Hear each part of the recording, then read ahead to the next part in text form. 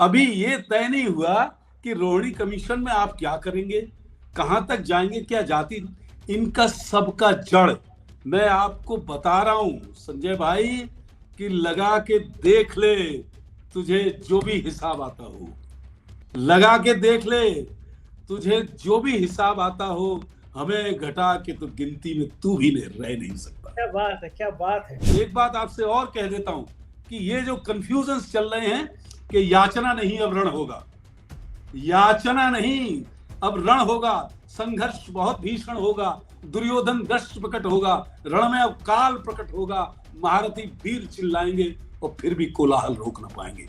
आप आरक्षण की चारों तरफ बात कर रहे हैं, जो बुनियादी बात है, जाति जनगणना कराओगे तभी तो पता चलेगा कौन कितना है। पलों के फैसले सदियों तलक रुलाते हैं, पलों के फैसले सदियों तलक रुलाते हैं, इस एहतियात से लेना जो फैसला लेना। अशोक जी, मुझे बताइए, राज्यसभा से महिला आरक्षण बिल पास है, अगर ये सुप्रीम लोकसभा में ले आते हैं, 33% आरक्षण दे देते हैं विधानसभा में, लोकसभा में, तो कौन रोकेगा? लोकसभा में बहुमत है, कल ही पास हो जाएगा। तो ये ललकारने की आवाजें हैं ताकि कोई जाए उधर की तरफ।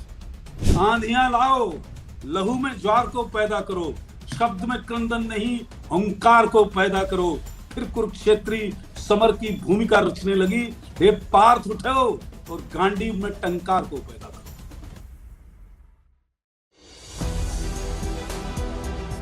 नमस्कार, मैं हूं संजय शर्मा, आप देख रहे हैं 4PM न्यूज नेटवर्क। पुरानी संसद में प्रधानमंत्री जी का नया नया भाषण कैसा लगा आपको? मैंने भाषण सुना कि देखो प्रधानमंत्री जी बोल क्या रहे हैं, और मैं चौंका।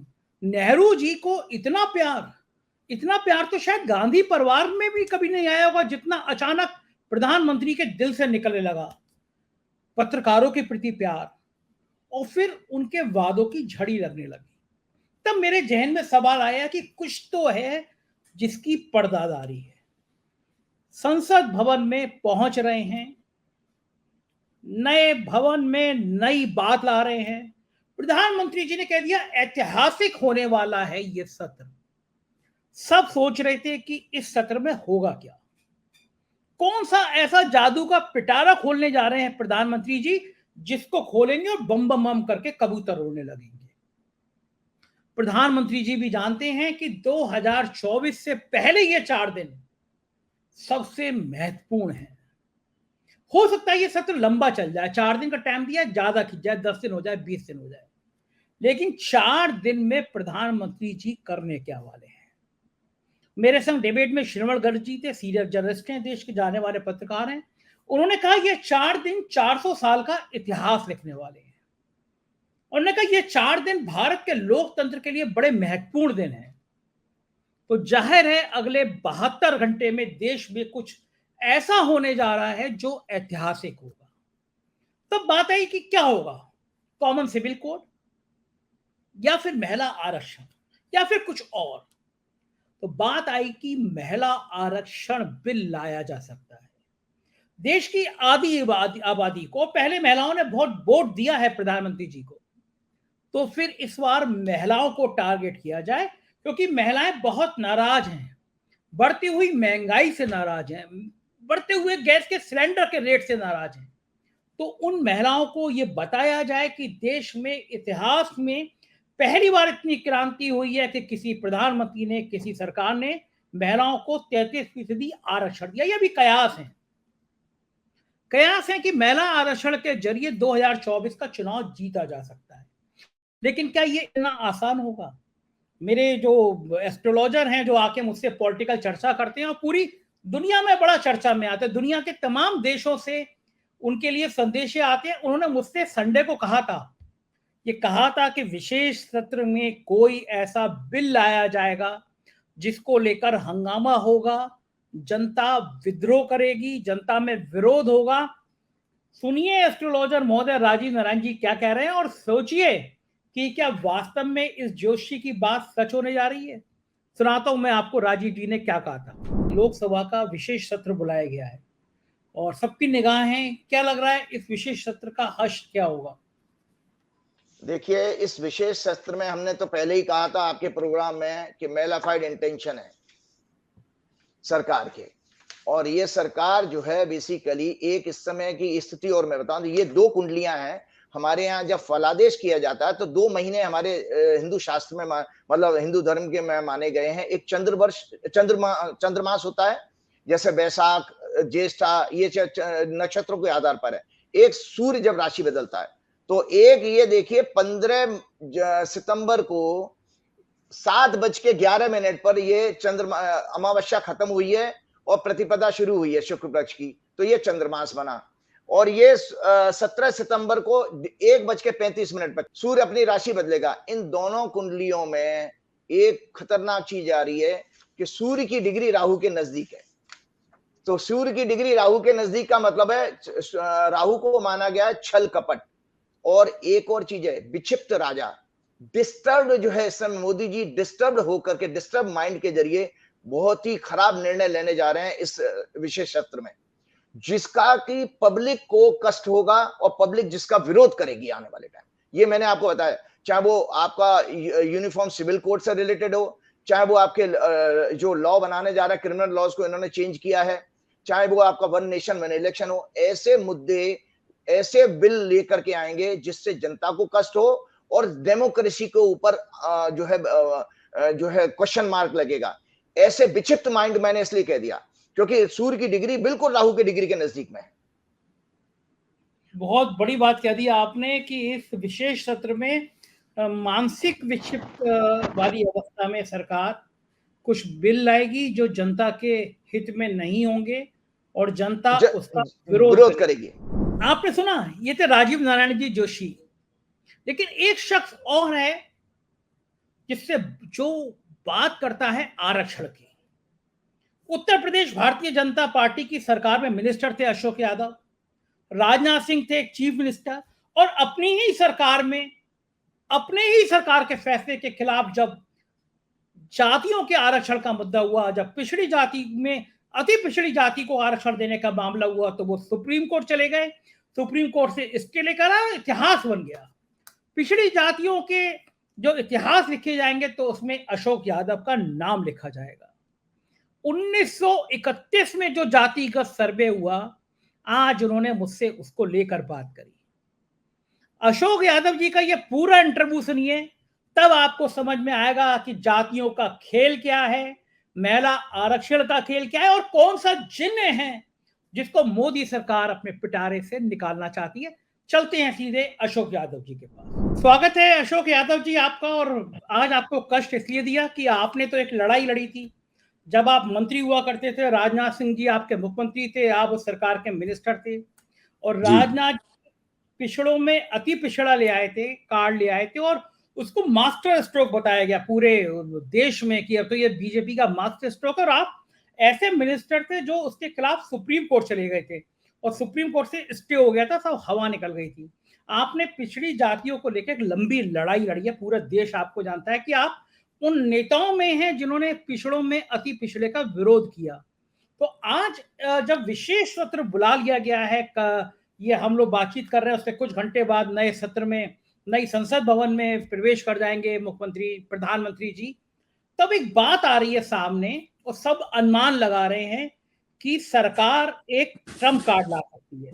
सरकार समझ रही है कि जाति जनगणना की मांग, और बिहार में जिस तरह जाति जनगणना शुरू हुई है क्योंकि सुप्रीम कोर्ट ने रोक नहीं लगाई है, तो सब मान रहे हैं कि एक मास्टर स्ट्रोक ला सकते हैं मोदी जी, और वो है महिला आरक्षण विधेयक बिल। तो क्या ये महिला आरक्षण जो है, ये पिछड़ों की जो चेतना है, पिछड़ों की जागृति है, सरकार से पिछड़ों की जो नाराजगी है, क्या लगता है कि महिला आरक्षण बिल सब पे पानी फेर देगा, बम बम करके जीत जाएंगे मोदी?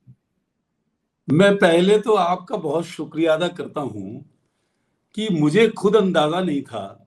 आपने पिछली दफा जब आरक्षण पे प्रोग्राम किया तो मुझे किसी बहुत बड़े आदमी ने बताया, मुझे तो देखना भी नहीं आता है, कि वो जो आपने प्रोग्राम किया था वो तब कल परसों की बात है, 7,08,000 लोगों ने उसे देखा। अब उतना बड़ा प्रोग्राम करने के लिए तो रैली करनी पड़ेगी, 4 महीने लगेंगे उसमें। तो एक एक बच्चा जो एनालाइज थे, आपका चैनल पूरे बर्रे सगीर में फैल गया, पूरी दुनिया में फैल गया है। वो वजह कुछ भी बनती हो, फैल गया है, आपकी बेबाकी से फैला है। और मैं ऊपर वाले को बहुत दुआ करता हूं और बहुत उसका दश्त शफकत है कि हम आपकी वजह से हम लोग भी बुलंदियां छू रहे हैं। 4 PM इतनी ऊंचाइयों पर जाएगा, आप देखते रहिए। मैं एक बात आपसे कहना चाहता हूं कि वो है ना कि तेरा ध्यान किधर है मेरी जान, सबको खबर है, मेरी जान सबको खबर है तेरा ध्यान किधर है। ये ध्यानाकर्षण प्रस्ताव को भटकाना है सारा।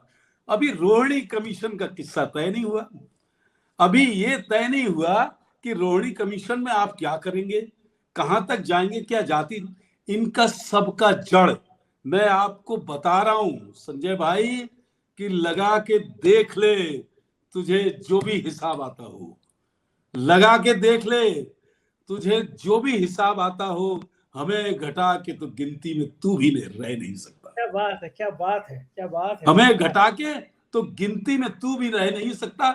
और मेरा फ्लो तेज हो रहा है। एक बात आपसे और कह देता हूं कि ये जो कंफ्यूजन चल रहे हैं कि याचना नहीं अब रण होगा, याचना नहीं अब रण होगा, संघर्ष बहुत भीषण होगा, दुर्योधन दष्ट प्रकट होगा, रण में अब काल प्रकट होगा, महारथी वीर चिल्लाएंगे और फिर भी कोलाहल रोक ना पाएंगे। ये लड़ाई छोटी मोटी नहीं है, ये 60% लोगों की लड़ाई है कुल मिला के। अभी रोहिणी कमीशन की बात तय नहीं हुई, उसमें और सबकी जड़ में 27 बरस से आप यकीन नहीं करेंगे, महिला आरक्षण की बात पिछले 27 वर्षों से चल रही है। कितनी राज्यसभा में कितने, मैं कहता हूं फिर वो इश्यू उठेगा।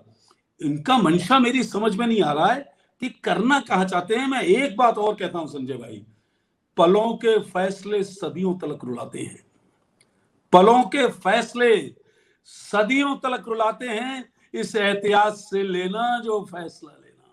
फिर सुन लीजिए, ये पूरी दुनिया का मशहूर शेर सुना रहा हूं आपको कि पलों के फैसले सदियों तलक रुलाते हैं, इस एहतियात से लेना जो फैसला लेना। अब आता हूं इस पे, ये मेरे पास ओरिजिनल 1931 का सर्वे है जो AC टर्नर ने किया था। मैंने लड़ाई लड़ी थी तो ऐसे नहीं लड़ी थी संजय भाई, इस पे फोकस कराइए, 1931 लिखा होगा। हाँ 1931 लिखा तो है ये 1931, ये ऑथेंटिक सर्वे हुआ हिंदुस्तान में। 1931 जातिगत सर्वे, जातिगत सर्वे ये AC टर्नर ने किया था, जो अच्छा। पहली दफा हिंदुस्तान में हुआ, और इससे पहले 1872 में हुआ। हम जब सुप्रीम कोर्ट गए, और एक बात और मैं बताना चाहता हूं, हमारे केस को पहले राम जेठमलानी ने हमने बात करी, और उनको, मुझे कोई बुरी बात नहीं कहना चाह रहा हूं, प्राइम मिनिस्टर मोदी साहब उन्हें कहीं अमेरिका में देखने गए अस्पताल में, बोले यार ये क्या कर रहे हो भाई, इससे हट जाओ। उनकी पत्नी और वाइफ से भी कहा, तो उन्होंने मेरे हाथ जोड़े, भाई मैं नहीं लड़ पाऊंगा, मैं माफी चाहता हूं। फिर मैंने शांति भूषण जी से बात करी, तो वो भी थोड़ा सा, फिर मैंने एक साउथ के राव साहब होते थे, उन्होंने भी मना कर दिया। एक हिंदुस्तान का सबसे बड़ा वकील है जिसका नाम है कपिल सिब्बल, उन्होंने कहा कि भाई साहब मैं आपका लड़ूंगा, और शर्त यह है कि मैं 1 रुपया आपसे नहीं लूंगा। वाह, 1 रुपया। और 5-5 हजार लोग इकट्ठे होते थे, पूरा पूर्वांचल से लोग आते थे, क्योंकि नौजवानों की जिंदगी और मौत का सवाल बन गया था। इसके बाद ये जाति जनगणना कैसे होती है, ये 1931 में बनाए, ये पार्लियामेंट लाइब्रेरी से हम लोगों को बड़ी मुश्किल से मिला। उसके बाद ये छेदीलाल कमीशन अलग बना उत्तर प्रदेश में। तो मैं चूंकि मैं इस लड़ाई को सुप्रीम कोर्ट तक लड़ा हूं, मैं फिर कह रहा हूं संजय जी, इसमें आप महिला आरक्षण जोड़िए या रोहिणी कमीशन जोड़िए, सबके सब पानी समुद्र में गिरेंगे, नदियां गिरेंगी समुद्र में, उनके तौर तरीके एक ही हैं। मुझको आप ये बताइए, आप आरक्षण की चारों तरफ बात कर रहे हैं, जो बुनियादी बात है, जाति जनगणना कराओगे तभी तो पता चलेगा कौन कितना है। मुझे लगता है और मैं इसमें अपने लोगों से कहता हूं कि आंधियां लाओ लहू में ज्वार को पैदा करो, आंधियां लाओ लहू में ज्वार को पैदा करो, शब्द में क्रंदन नहीं हुंकार को पैदा करो, फिर कुरुक्षेत्री समर की भूमिका रचने लगी। हे पार्थ उठो और गांडीव में टंकार को पैदा करो। मैं सब नौजवानों को, सब अपनी महिलाओं को आगाह करना चाहता हूं, ये आरक्षण देने के तौर तरीके मुझे लग नहीं रहे। कोई ना कोई सुप्रीम कोर्ट चला जाए ये, क्योंकि जब आप जाति जनगणना नहीं करोगे संजय जी, तो बेसिस क्या रहेगा? आपके पास कोई कैलकुलेशन नहीं है। आप गलती कर रहे हैं इसमें। ये इतना आसान मसला नहीं है। जो 60 अच्छा, मुझे एक बात बताइए, जब ये इशू उठेगा कि भाई महिलाओं को, उसमें टेक्निकल इशू बहुत है, मैं उन पर बात नहीं करना चाहता, वो क्लैरिकल इशू है, वो सब अखबारों में छपते हैं, उस पर मैं बात नहीं करना चाहता। मैं तो एक छोटी सी बात कहना चाहता हूं। और अब ये लोग ऐसे हालात कर रहे हैं कि खिलाफ रहने पे मजबूर कर दिया तूने, बहुत करीब थे और बहुत दूर कर दिया तूने। ये कम्युनिकेशन घटा देगा, इतने फासले पैदा कर देगा। एक बात बताइए, जो 60% लोग हैं, अभी किसी जाति विशेष की तो बात हो नहीं रही है।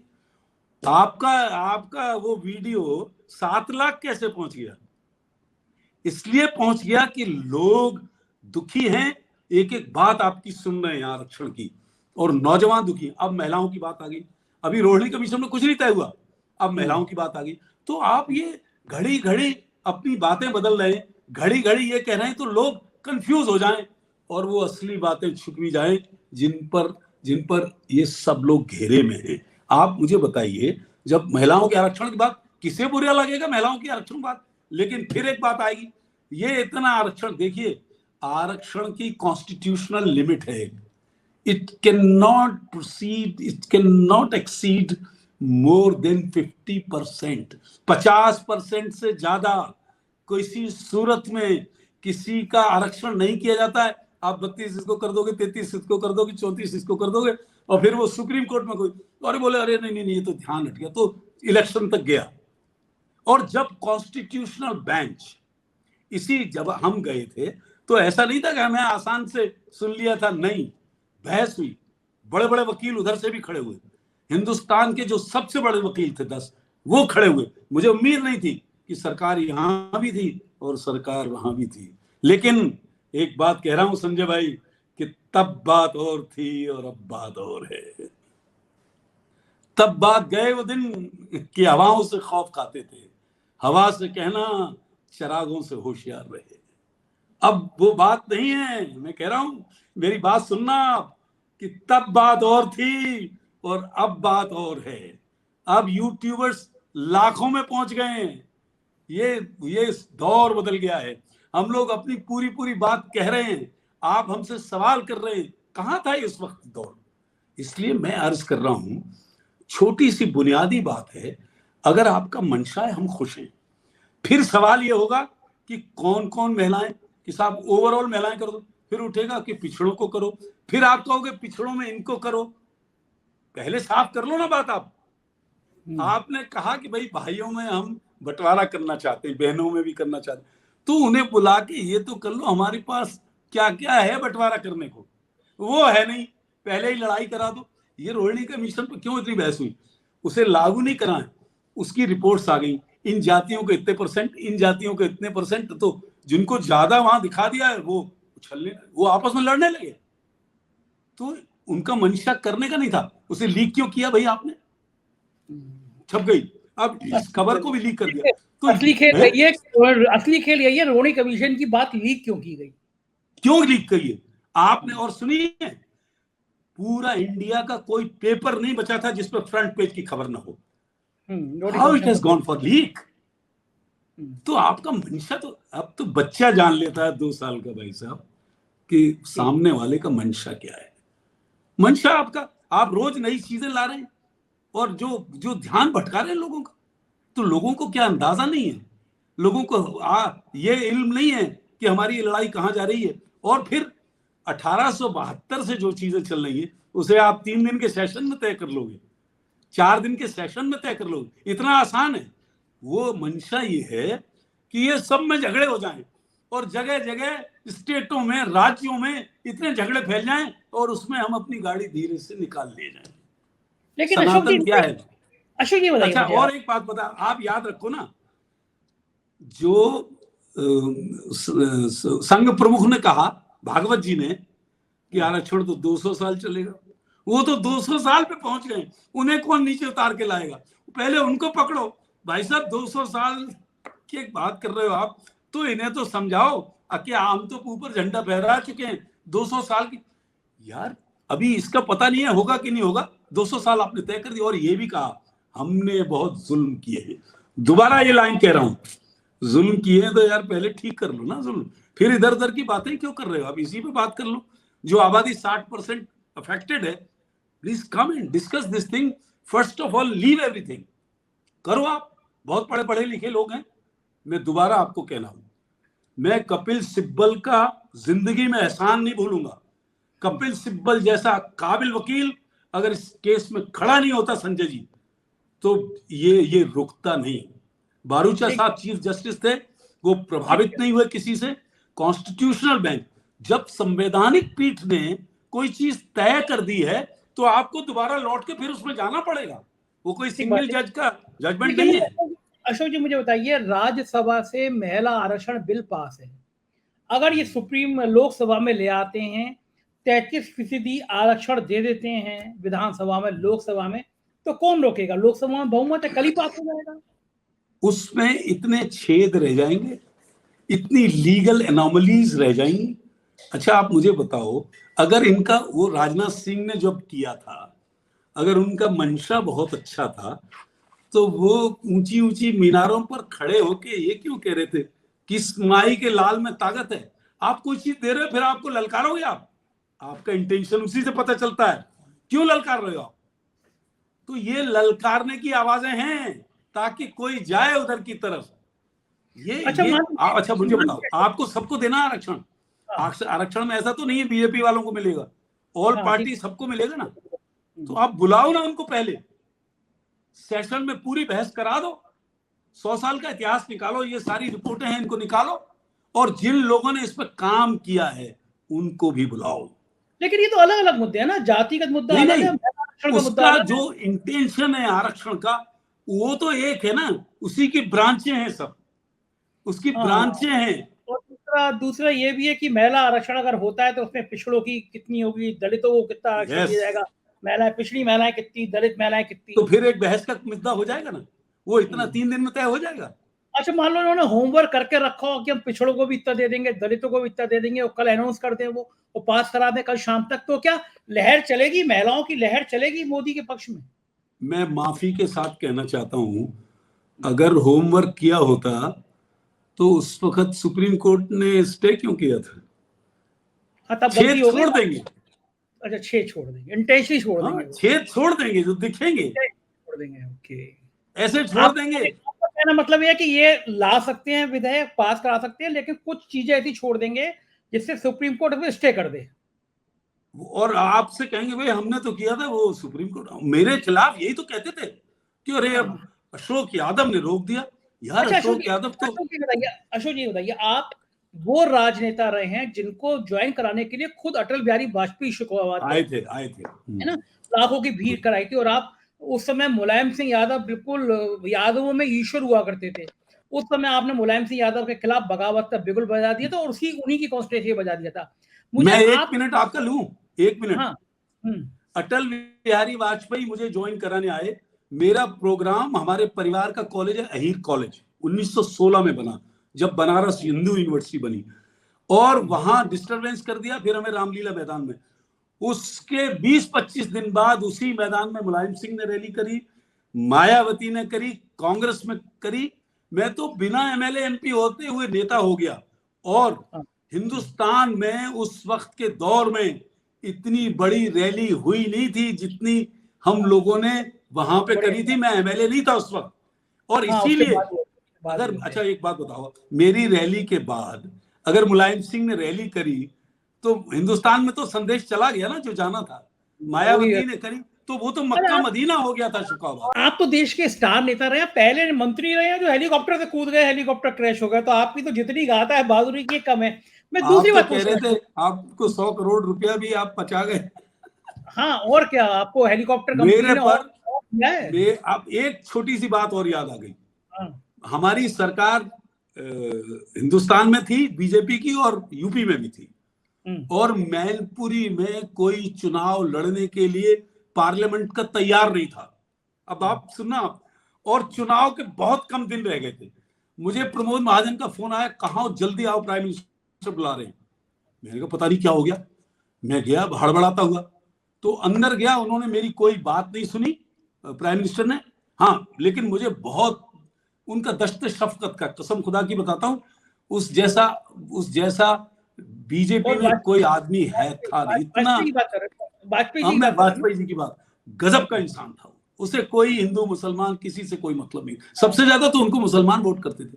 उन्होंने कहा अशोक, मेरी प्रतिष्ठा का सवाल है, कोई टिकट नहीं मांग रहा मैनपुरी से। तो मैंने कहा साहब मैं मंत्री हूं, आप मुझे कहां भेज रहे हो? वह दुनिया भर का यादव है और मैं मुलायम सिंह से कैसे लड़ूंगा? ये बात सब सही है, वो हिंदुस्तान के बड़े नेता हैं पिछड़ों के। बोले नहीं, सब लोग कहते हैं तुम लड़ सकते हो, तुमने इतनी बड़ी रैली करी।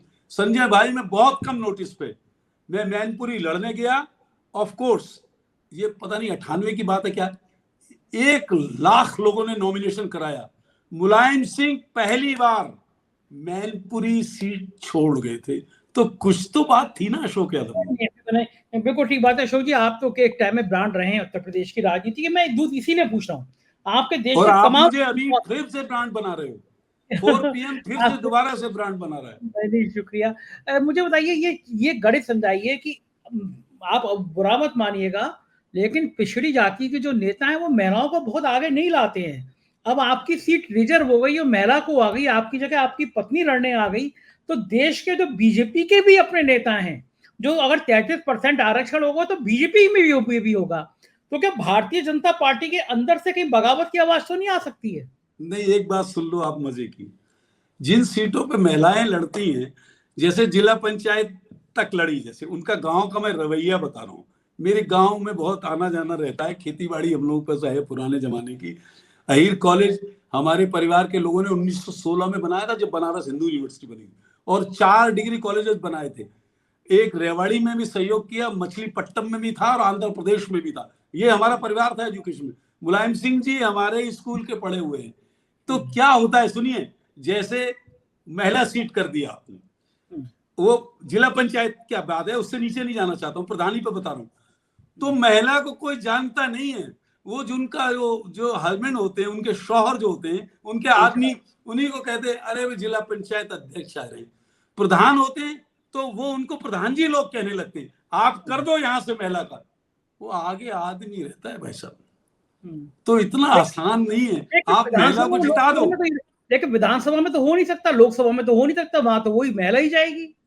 और जहां जाती है ना, तो वो आदमी रिप्रेजेंट करता है। तब जब ऑफिसर्स आते हैं, बोले भाई आप क्यों आए? बोले साहब वे पढ़ी लिखी ना है। नहीं, यहाँ तक तो चल जाएगा। नहीं अशोक जी, मेरी बात समझिए, यहाँ तक तो चल जाएगा, लेकिन विधानसभा लोकसभा में तो उन्हीं को जाना पड़ेगा, पति तो अंदर जाना पड़ेगा। ये बगावत बिल्कुल जाना पड़ेगा, अंदर से भी बगावत हो सकती है। मैं कह रहा हूं हम लोग इसके पक्ष में, हम चाहते ये हो जाए, लेकिन करने वाले की नीयत पर सवाल हो सकता है, वो करना चाह रहे हैं कि नहीं करना चाह रहे। अगर आप ये बताइए, एक ऐसी चीज है जो इतने लोगों के लिए हो सकती है, तो बुलाओ ना यार all party before going into the parliament. Parliament में तो आप कानून बनाने आ गए ना। बिल्कुल ठीक बात है अशोक जी, बिल्कुल सही कहा आपने कि एक मंशा छोड़ी जा सकती है, सुप्रीम कोर्ट जाए। बहुत बहुत शुक्रिया, आपने कीमती समय दिया। अगर ये बिल आता है तो हम फिर आपसे बात करेंगे। बहुत बहुत शुक्रिया अशोक जी अपना समय देने के लिए। थैंक यू, बहुत बहुत शुक्रिया। 4 PM जिंदाबाद। तो ये थे अशोक यादव जी।